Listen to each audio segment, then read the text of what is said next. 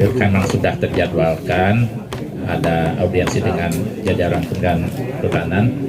Menugaskan saya, tidak saya perkenalkan, saya Budi Mulya selaku Kepala Bidang Pemeliharaan dan Pemanfaatan Kawasan Hutan pada Dinas Kehutanan Provinsi Jawa Barat. Dalam hal ini kami dari Dinas Kehutanan Provinsi Jawa Barat tentu menyambut baik adanya sarasihan ini. Memang ini selaras dan sinergis dengan kebijakan pimpinan yang ke arah untuk perbaikan lingkungan, yang sama-sama untuk melestarikan lingkungan hidup termasuk hutan di dalamnya. Namun demikian tentu nanti sambil ini sumbangsananya supaya diskusi ini lebat, tentu dari mulai definisi gitu ya, terminologi yang kita pakai itu apa nanti alih fungsi, karena tadi kalaulah ini sesuai regulasi ini berarti bukan alih fungsi atau seperti apa nanti gitu. Karena misalnya kita buat kamar untuk kamar tidur jadi toilet, alih fungsi bukan kan gitu ya. Kalau ada pohon ditebang, alih fungsi bukan kan gitu. Jadi supaya itu aja nanti kita membahasnya jadi mengarah penyelesaiannya pas gitu aja gitu. Itu saran saya. Nah, untuk definisi alih fungsi lahan, memang kebijakan gubernur sudah ada peraturan gubernur nomor 11 tahun 2025 tentang pengelolaan alih fungsi lahan. Di situ ada definisinya untuk alih fungsi lahan, kan di situ termasuk juga hutan dan bukan kawasan hutan. Ini bisa dibaca saja, mungkin tadi setidaknya saya inginkan saja.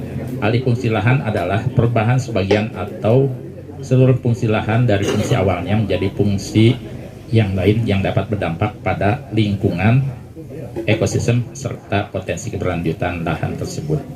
Gitu. Jadi kita dudukan dulu. Jadi yang kita bahas adalah, misalnya kalau kita membahas tentang ubi adalah ini gitu, pisang goreng adalah ini, bala-bala, supaya jangan beda gitu. Nanti dari pusat alih fungsi mah yang gini gitu ya, dari pertanian gini, dari dinas lain jangan sama gitu. Saran kami gitu, disamakan terminologinya.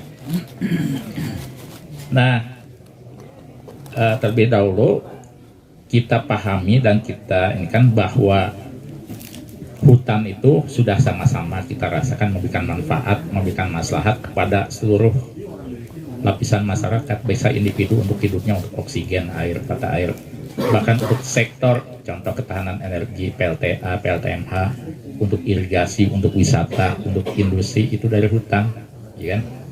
Bahan baku kayu itu kan dari hutan untuk industri. Air minum kemasan yang ini sumber airnya itu.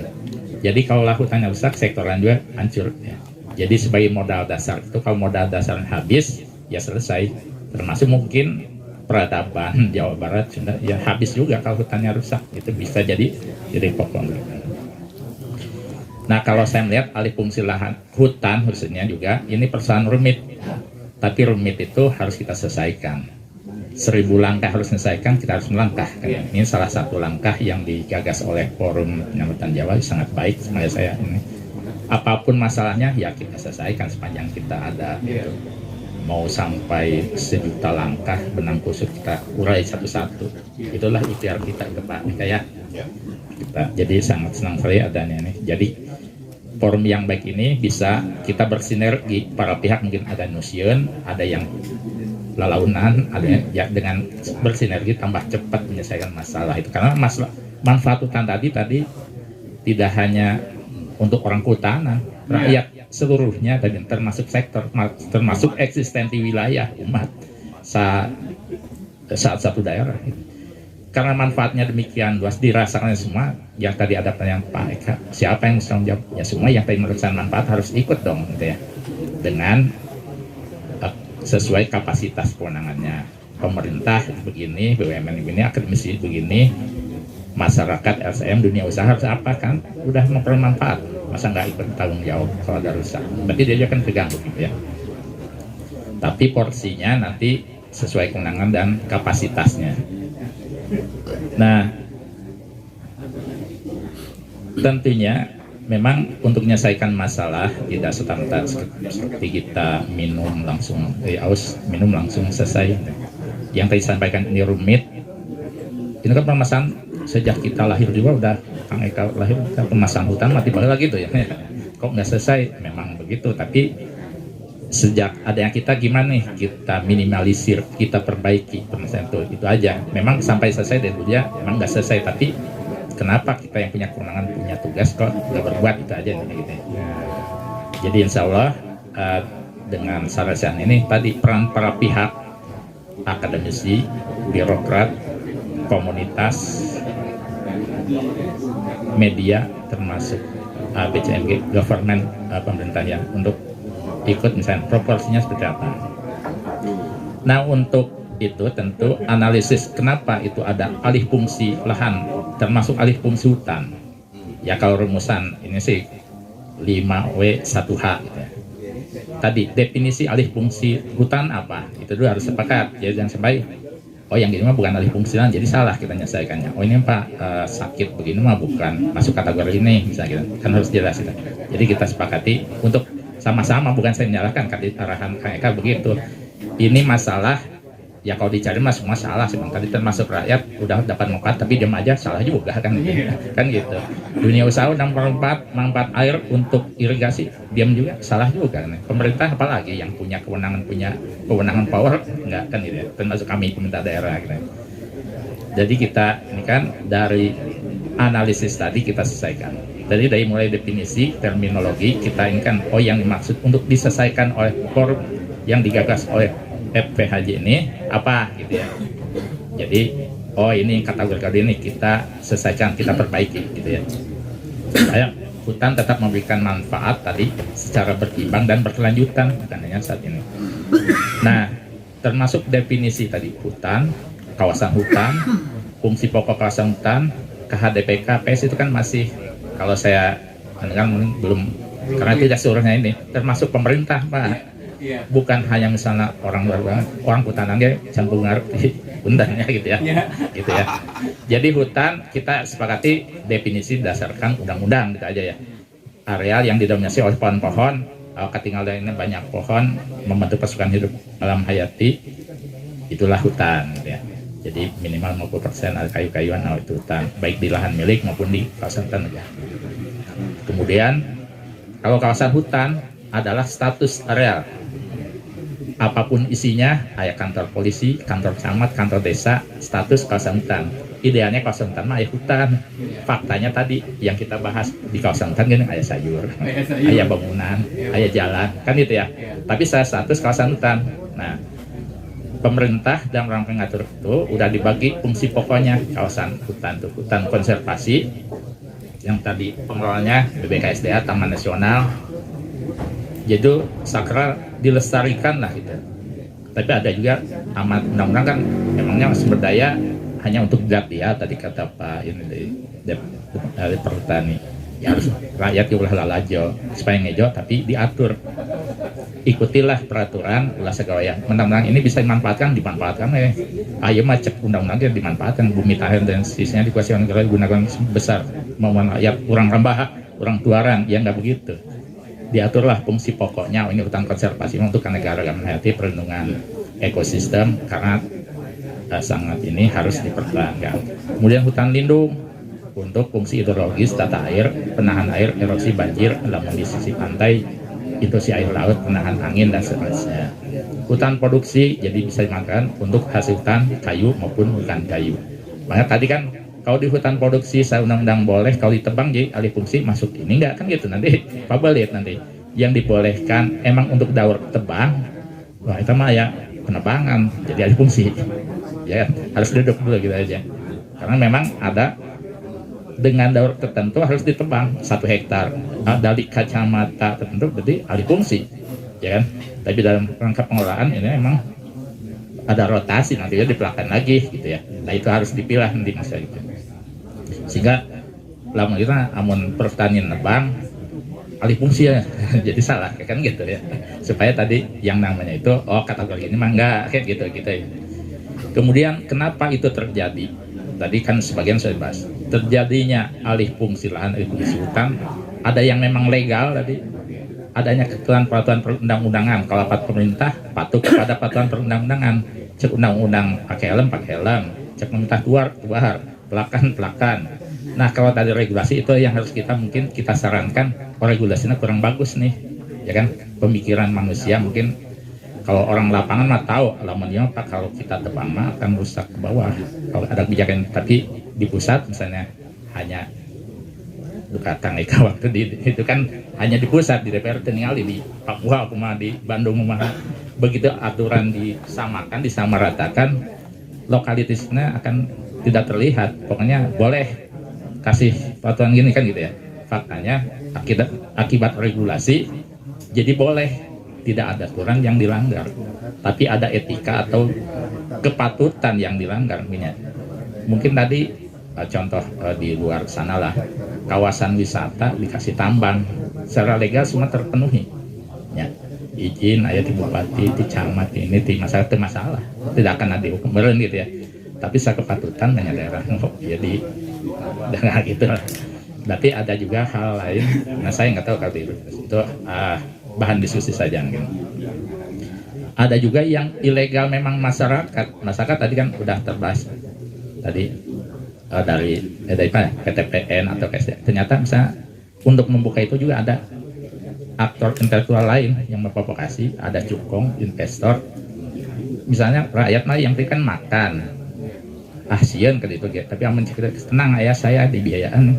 Mungkin jadi hu-nya siapa yang harus dinaikkan tadi akibat tadi regulasi. Ada yang tadi memang kunaon itu terjadi, oh ternyata dina aturan heula nih, dina aturan regulasi SOP ternyata yang mendorong kan dari kacamata EPJ kenapa ada KDPK, mungkin ini jadi salah satu pendorong terutama masyarakat lagi laparan, jadi dorong deh tambahan misalnya kan gitu ya.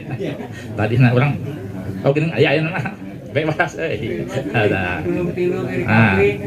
ada provokasi atau mental masyarakat mungkin aja, sosial budayanya saya mah pokoknya kumaha orang serbu lakan dan seterusnya desian misalnya gitu ya.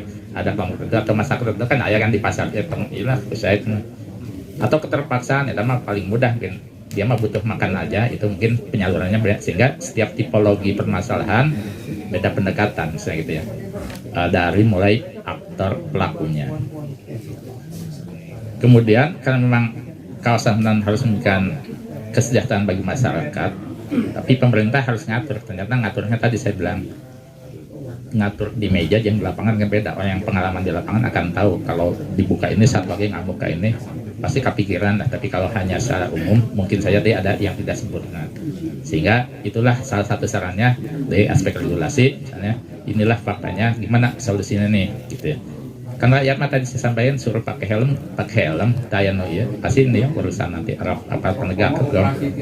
Nah ya, kemudian pelakunya siapa yang harus sendiri, karena pelaku alih fungsi tadi yang saya sampaikan pentahelix itu akademisi mungkin dia mengkaji manfaat hutan kurang pas, sehingga akademisi perlu dilibatkan ya, kurang aktif misalnya pengkajian bahwa hutan kalau dibuka untuk daerah ini akan berdampak negatif karena manfaatnya udah banyak. Birokrat, bisnis, dunia usaha tadi juga harus lihat juga, harus paham kan manfaat hutan itu bukan hanya oleh jajaran kehutanan, pemerhati kehutanan, kan nggak begitu, oleh seluruhnya tadi. Jadi dunia usaha pun kami juga harus melestarikan hutan karena kami juga memperoleh manfaat dari itu gitu ya. Jadi peran dunia usaha harus apa? Mungkin tadi kan yang terlihat di permukaan yang melakukan alih fungsi hutan, alih fungsi lahan hanya penggarap tadi, yang nebang, yang bertanam. Kan tadi ada aktor lain nih, ada regulasi atau ada yang memprovokasi, ada yang ngajak tadi. Itu yang kadang nih. Biasanya kalau yang ini mah yang aktor langsung yang kita tangani, yang kita tangkap, padahal aktor yang lainnya yang belum terjamah dengan berbagai modus atau berbagai kepentingan, bisa ideologi, politik, ekonomi, sosial, budaya. Nah kemudian lokasi-lokasi alih fungsi lahan dan alih fungsi hutan di mana saja itu kita inventarisasi dan identifikasi. Jadi harus disiapkan juga spasialnya, Pak Tio. Kalau nggak gitu kan kita mau nangani di mana nih? Tadi sepakat misalnya datanya harus pas, spasialnya apakah seluruh kawasan hutan itu bermasalah? Tadi yang dengan definisi akan terlihat nih di Gunung Tilo, Gunung Tamban Perahu atau di mana di Karumbi tadi ini, ini sehingga lebih fokus kerja kita kan dengan data yang jelas, lokasi-lokasi yang ada alih fungsi lahan yang kita sepakati terminologinya kan itu. Yang sampai tadi itu di Indramayu ayah penebangannya pertani jangan keredaman kelola kita kurang salahkan karena masuk alih fungsi kan gitu ya. Jadi jangan salah ini persepsi masyarakat tentang alih fungsi itu yang mana ya. Terus waktu kejadiannya kapan dia berkaitan dengan mungkin suatu momen pernah zaman reformasi itu melakukan alih fungsi dengan penambahan besar-besaran. Nah itu juga perlu sebagai bahan untuk analisis penyelesaiannya. Mungkin suatu peristiwa akan menyebabkan euforia itu tadi ya. Termasuk siapa yang harus menyelesaikan. Selamat datang Pak Haryadi. Ini silahkan Pak Haryadi. Aduh, ini terus dilanjut aja Pak. Nah setelah teridentifikasi tadi ya, di mana, siapa, kenapa, terus bagaimana menyelesaikannya, kan itu yang penting kan itu ya. Solusinya kalau saya sarankan nih, saya suka bikin formulanya YTMSEL ya, gampang singkatan YTMSEL. Y-nya yuridis, tadi tinggal yuridisnya gagal legalitas bukan dari akibat peraturan atau bukan ininya nih. Ya, nggak apa ya. Kita ngobrol aja santai.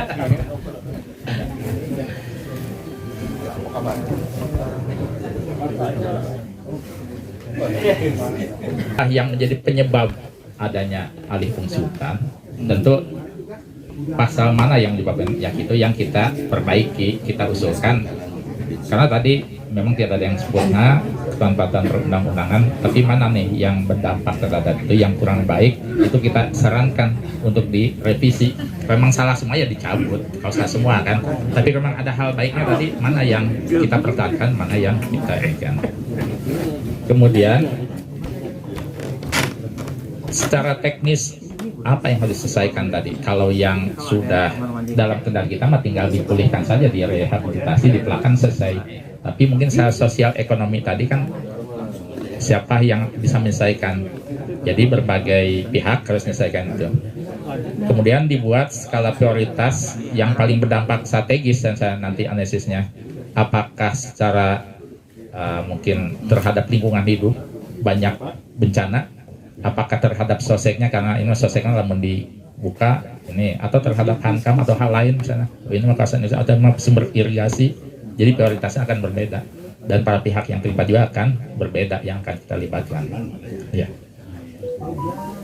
Mungkin ada satu hulu sungai yang berdampak terhadap objek vital nasional misalnya waduk apa misalnya, kalau itu rusak ya baru misalnya pernah kan yang di Sulawesi Selatan atau di Lombok gara-gara hutannya rusak, saprovinsi paruh, gitu.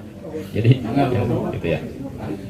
Sehingga, nah sebetulnya regulasi dibuat tuh filosofinya kan ada untuk dari aspek akademis, pertimbangan akademis, sosiologis, gitu yang gitu-gitulah ya. Apa-apa. Apakah dulu bikin peraturan seperti itu enggak? Ternyata dikasih regulasi gini atau salah menganalisis bikin atau saya itu saya bikin kajian-kajian saya nggak tahu kan. Kita mah pemerintah nih aturan pakai gitu. Yang faktanya memang kalau tadi dari kacamata kalau kita itu ya belum sesuai gitu aja. Jadi mengerucut ke lokasi misalnya KHDP kan tadi udah jelas ya, kawasan hutan yang khusus yang tadinya wilayah kelola perhutani keluarkan dari itu aja, statusnya tetap kawasan hutan negara yang kewenangan juga masih negara pemerintah. Tapi faktanya pemahaman di bawah KHDPK ini kelihatannya udah lepas dari kawasan pertanian teh, lepas itu udah dari pengelolaan jadi bebas. Itu udah dari KHDPK-nya ya, belum pemanfaatannya tadi. Perhutanan sosial dari kementerian sudah menyiapkan peta indikatif areal perhutanan sosial yang kita juga belum dapat gitu ya. Belum dapat Pak. Udah cukup.